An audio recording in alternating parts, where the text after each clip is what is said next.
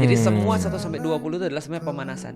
Nah di 20 inilah sebenarnya Raymond akan menunjukkan intensi escape ini untuk apa sebenarnya. Ingat gak? Dan kita udah dari awal kita rencanain kan. Benar. Ingat gak kalau kita bikin frameworknya, orang kalau mau bener-bener mencapai koneksi yang ultimate sama Tuhan, sama Allah, itu dia harus ngelewatin namanya transcendence. Transcendence itu apa? Transcendence itu apa? Trans artinya Feren di sini diem terus ya, kenapa dia ya? mau terlihat pintar. Dia sekarang punya teori kalau misalnya dia mau terlihat pintar dia harus diem. Iya, sumpah. Itu pasti orang-orang di sini pasti pada komen aku. Enggak juga. Enggak, barusan diomongin ya.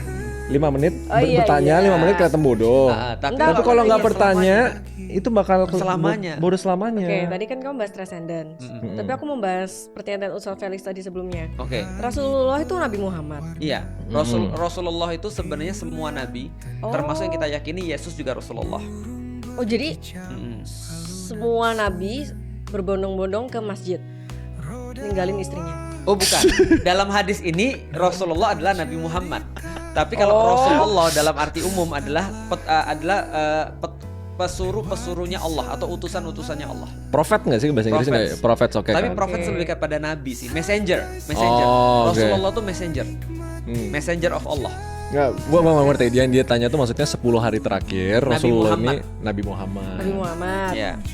Nabi Muhammad ke masjid tiap hari. Tiap hari. Emang sebelumnya enggak?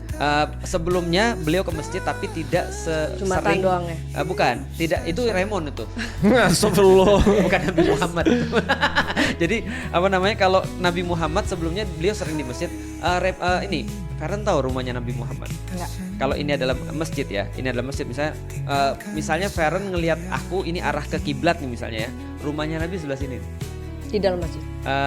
Di luar masjid tapi nempel. Masjidnya punya Nabi Muhammad juga. Betul. Oh, jadi dia dirikan rumah ex masjid. Ya, jadi rumahnya Nabi Muhammad itu langsung di sebelah masjid. Nah, jadi beliau setiap hari ke masjid.